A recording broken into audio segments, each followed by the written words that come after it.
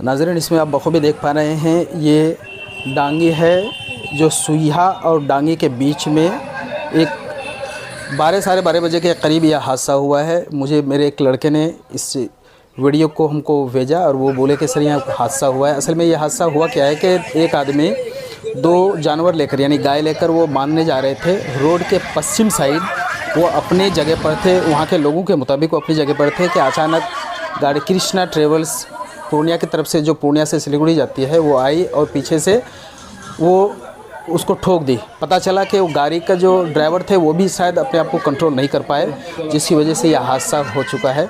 इस हादसे में वो जो 2 जानवर थे, वो दोनों जानवर, एक जानवर तो साथ ही साथ डेथ कर गए और दूसरा जानवर जो है वो तकरीबन मतलब आखिरी सांस ले रहा है। अभी आपको दिखाएंगे।